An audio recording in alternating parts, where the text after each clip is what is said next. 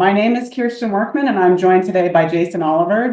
We work for a program at Cornell University called ProDairy. It's an extension program. We're both senior extension associates. Jason is the engineer with our dairy environmental systems team, and I'm an agronomist working on nutrient management and environmental sustainability topics for ProDairy.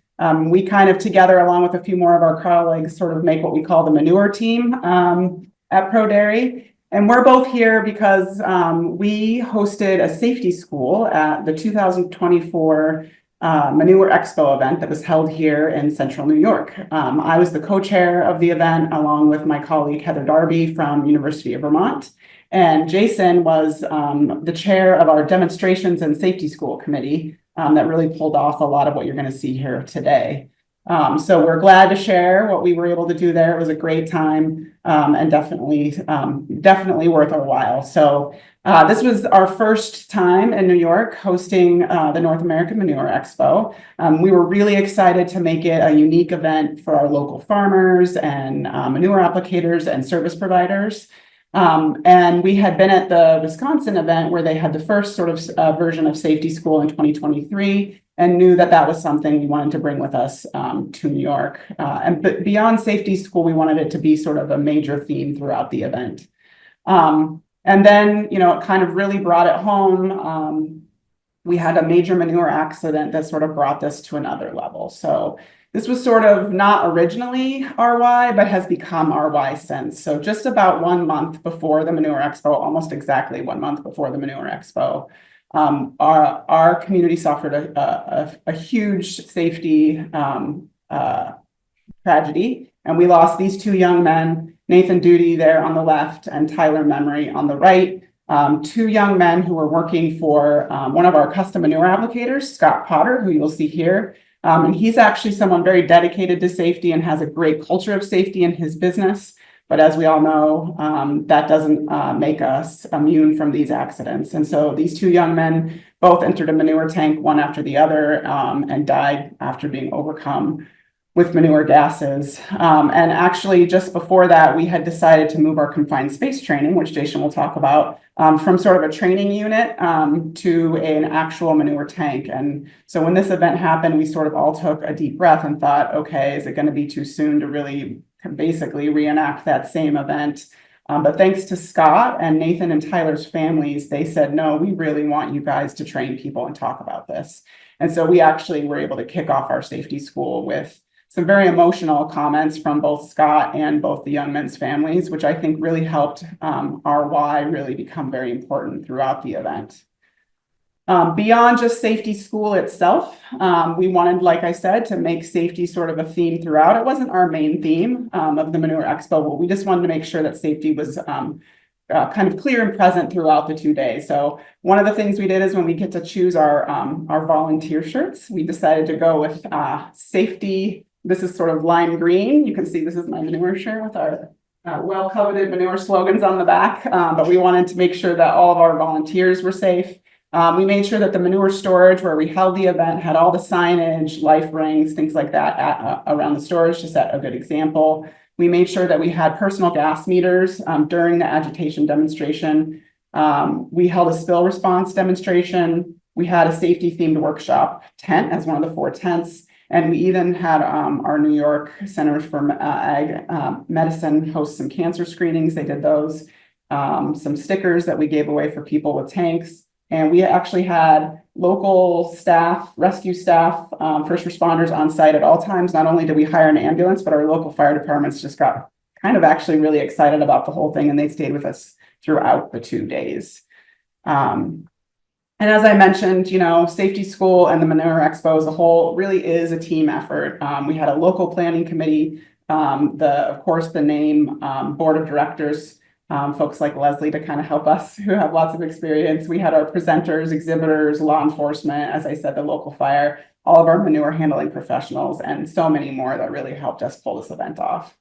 For the safety school itself, which was the afternoon of day 1, we estimate that we had roughly 300 people attend that event. That was out of about 800 people that we think attended the Manure Expo. We split those into 3 groups and they rotated through 3 different stations throughout the training event. We offered certified crop advisor credits, Pennsylvania nutrient management and water quality or odor credits, and as well as some confined space training certifications.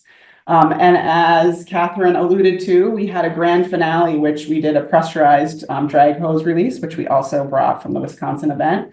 And we had advertised that so that we could hopefully keep people through all the way through the end of safety school to watch we call that our charismatic megafauna.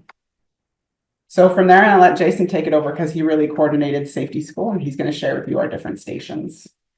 Yeah, thank you, Kirsten. So as Kirsten mentioned, we had 3 different kind of primary safety school stations. And station 1 was really focused on kind of one of the more deadly pieces of manure handling and safety, manure gas and confined space entry. And so for that, we actually spent a lot of time trying to find the right safety professionals to bring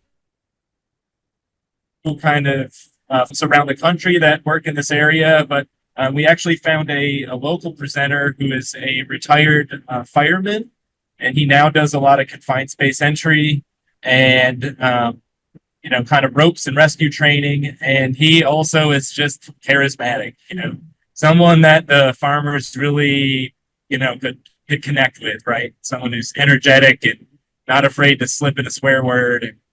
So he really did a great job. We also engaged some of the other safety folks in the region, though, right? So both those working actually in safety industry, Duval Safety, they rent gas calibrated equipment to farms and other industries. And then Walter, who's basically a vendor of manure equipment, but has been for a long time practitioner of safety in the industry. We had a lot of people participate, a lot of businesses that were able to get there. And these folks, in addition to going to the training, actually got some certifications. Right? And that's meaningful to our farms. Our farms were asking for it and really wanted their guys to be able to walk away with something in their hands. We also were able to kind of bring in some of the local volunteer fire departments and engage them at the same training. Go to the next slide, Kirsten. Right, thank you. Station 2 was really focused on the roadside, right? So we've got both ag trucks on roads, and we also have farm equipment on roads. And so for this, we basically brought in some of the enforcement people. So both the DOT folks who deal with a CDL and trucks, and then a retired state police officer who really specialized in ag equipment on the roads.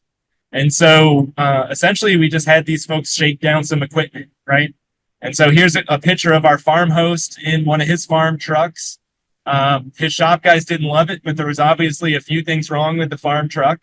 And it was a great teaching moment for everybody involved, right? So these policemen were kind of walking through what they're looking for, what their expectations are, and everyone got to kind of see that process live, right? So that was another great event, well attended, and folks were kind of rotating between all 3 stations, so everybody had a chance to kind of experience each station. Go to the next one, Kirsten. There we go. And then station 3 was really focused on pumps and pumping and dragline safety.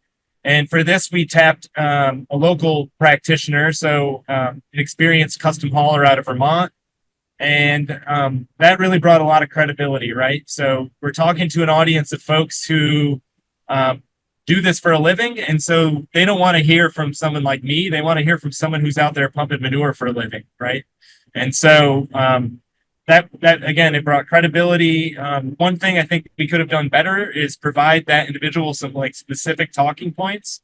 So Eric did a great job with his presentation, but I think we could have also helped focus the conversation a little bit.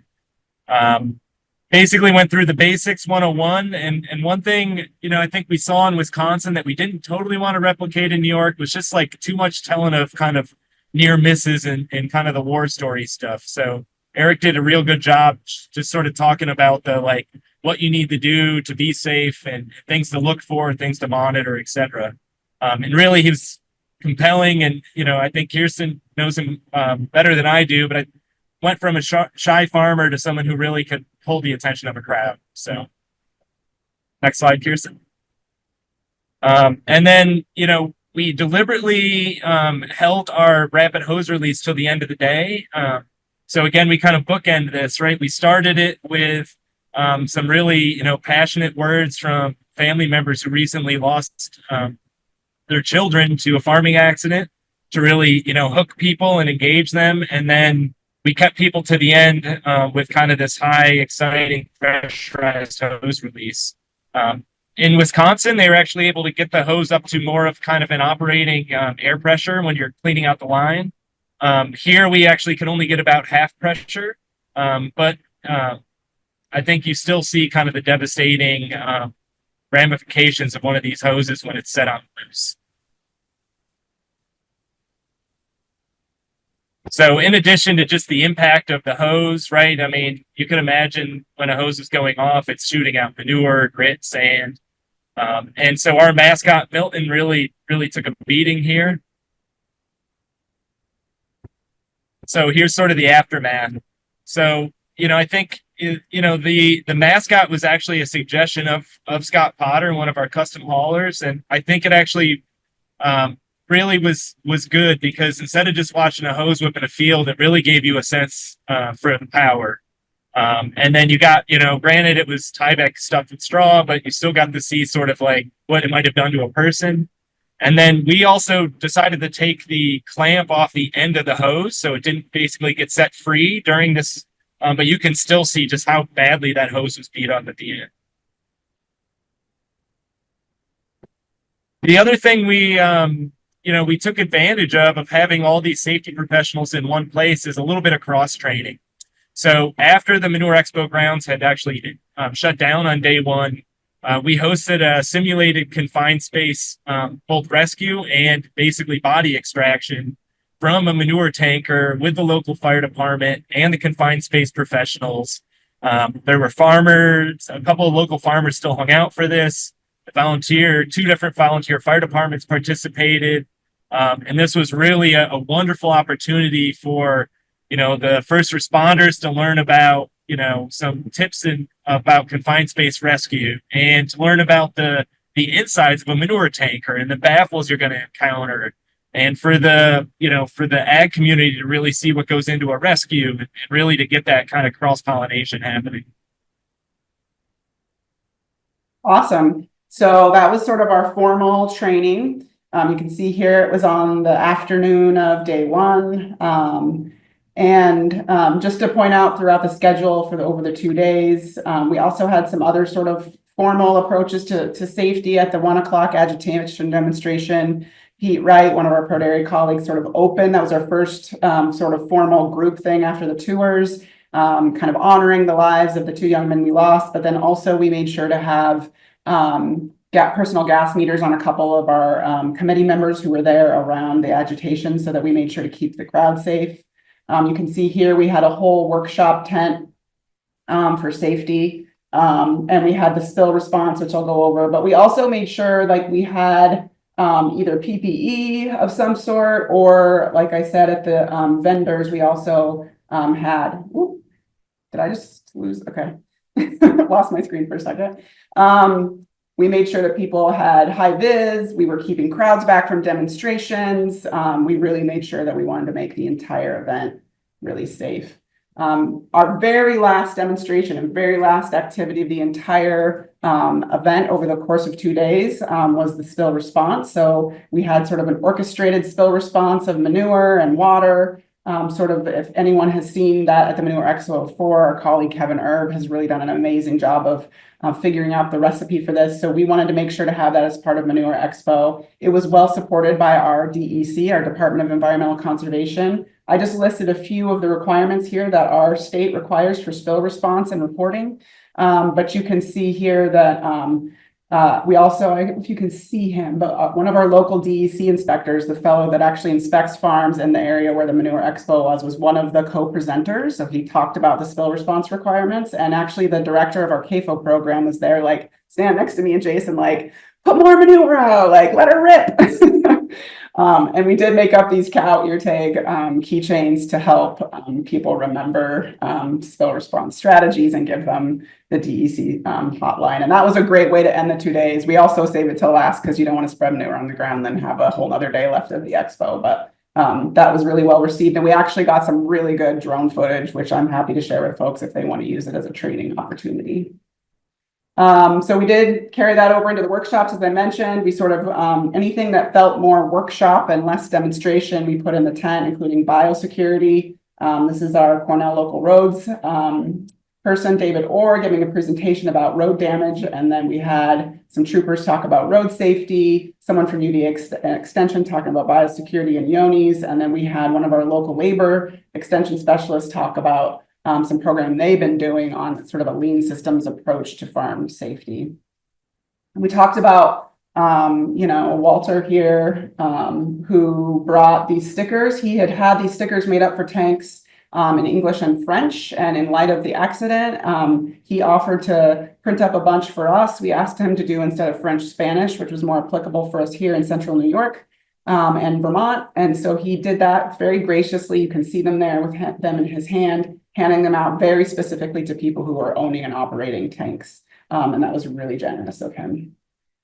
So just, I think, a few things we learned, right? We learned that there is an appetite for this kind of information, especially this sort of hands-on training, for sure. And Jason and I already, we've given a couple safety workshops this week at our local CCA. We're going to be doing this at our engineer trainings.